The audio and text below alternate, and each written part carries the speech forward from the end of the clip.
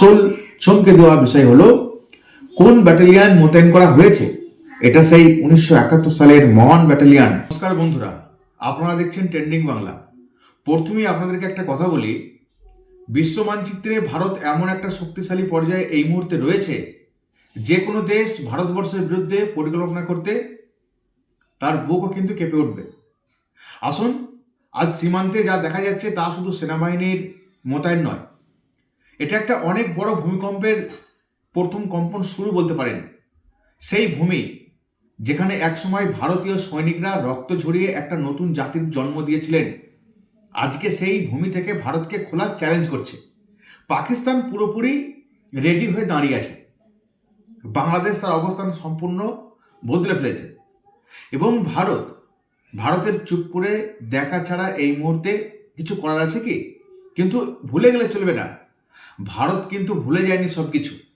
একটা এমন প্রতিবেশী যে দশকের পর দশক ভারতের বন্ধুত্বের সুবিধা তুলেছে, এখনো তুলছে, ভারতের কোটি কোটি টাকার সাহায্য নিয়েছে এবং আজ সেই প্রতিবেশী ভারতের বিরুদ্ধে দাঁড়ানোর সাহস জোগাড় করছে।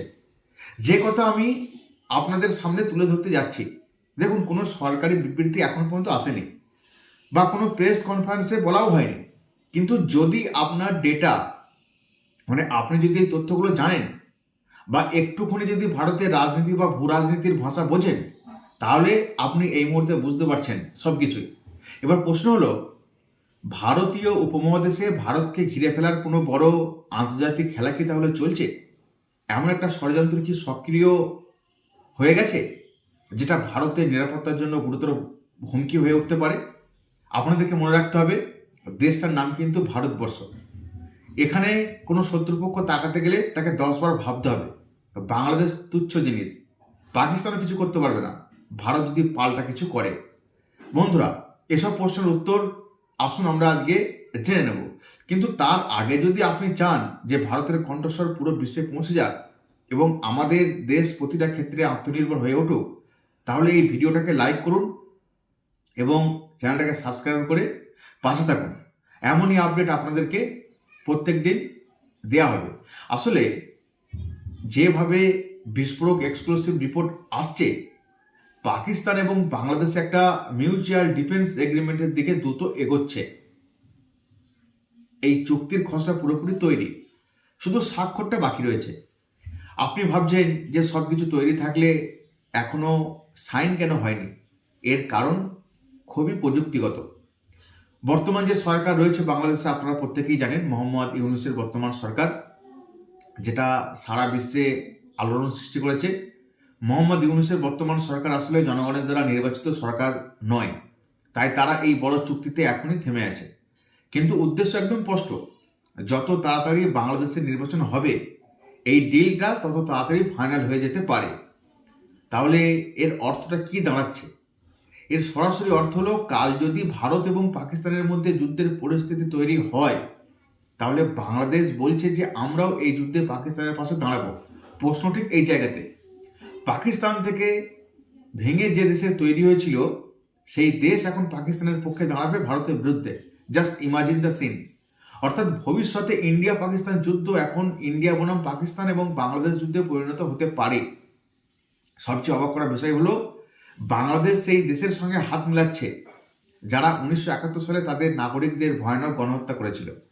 কিন্তু যখন ক্ষমতায় জামাতে ইসলামের মতো কট্টরপন্থী শক্তি প্রভাব বিস্তার করে, তখন ইতিহাসের বইয়ে তালা লেগে যায়। তাছাড়া আর কি বলার আছে আপনাদেরকে? এক কথায় বলতে গেলে, যদি এই চুক্তি হয়ে থাকে বা ভবিষ্যতে যদি হয় কখনো, ন্যাক্কারজনক ঘটনা। বললাম, ভারত কিন্তু চুপচাপ বসে থাকবে না। যে কোনো সময় ভারত তার ফানা তুলতে পারে, তখন বাংলাদেশি বাকি আর পাকিস্তানি বাকি। এই চুক্তি সৌদি আরব এবং পাকিস্তানের ডিফেন্স ডিল থেকে সম্পূর্ণ আলাদা। সৌদি আরব স্পষ্ট করে বলে দিয়েছে যে তোমাদের এবং ভারতের লড়াইয়ে আমরা একদম আসবো না। কিন্তু পাকিস্তান এবং বাংলাদেশের ক্ষেত্রে সম্পূর্ণ আলাদা। এই দুটো দেশ অর্থনৈতিকভাবে খুবই দুর্বল, এটা তো আপনারা প্রত্যেকেই জানেন। বাংলাদেশ এবং পাকিস্তান অর্থনৈতিকভাবে এই মুহূর্তে খুবই দুর্বল। তাই এখানে বড় অস্ত্রের চেয়ে বেশি ভারতের বিরুদ্ধে নৈতিক সমর্থন এবং ষড়যন্ত্রের একটা খেলা চলছে। বন্ধুরা, ভারত এবং বাংলাদেশের মধ্যে বিশ্বের সবচেয়ে লম্বা স্থলসীমা রয়েছে।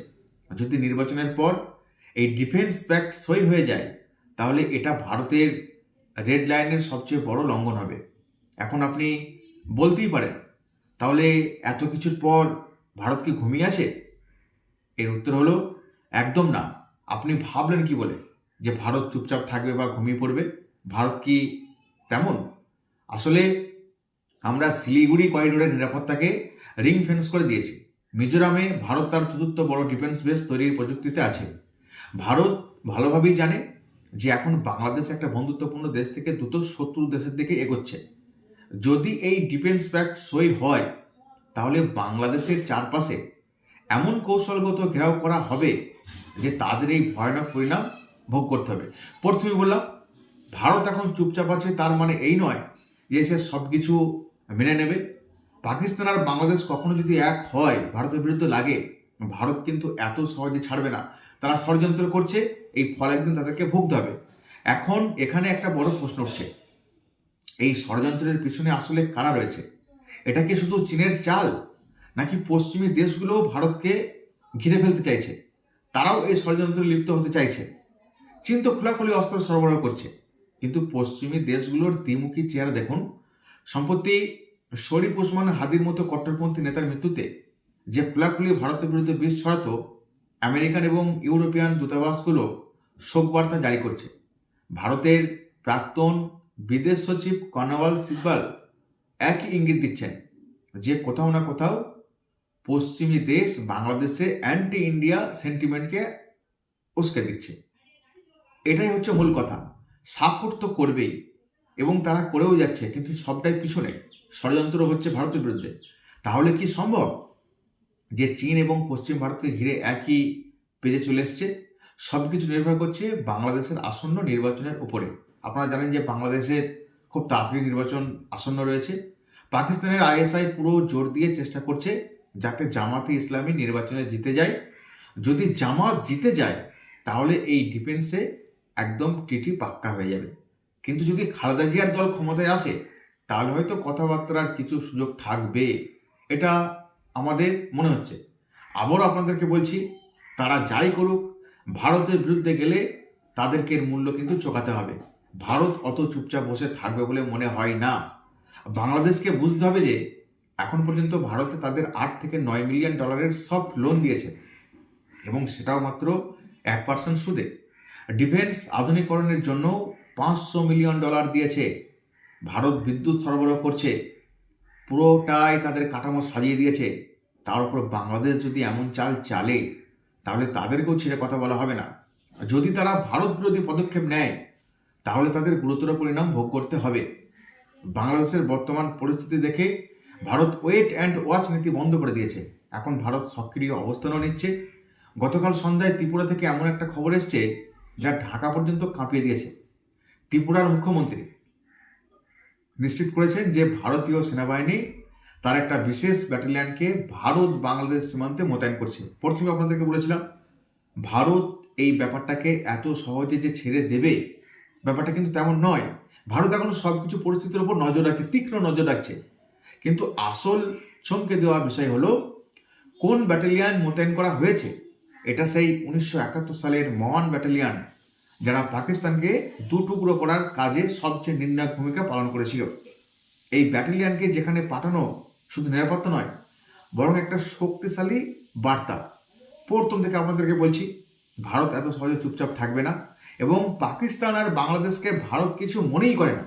থাকতে পারে এদের পিছনে কোনো ইউরোপিয়ান শক্তি পেছনে থাকতে পারে, কিন্তু তারপরেও ভারত এদেরকে তোয়াক্কা করছে না।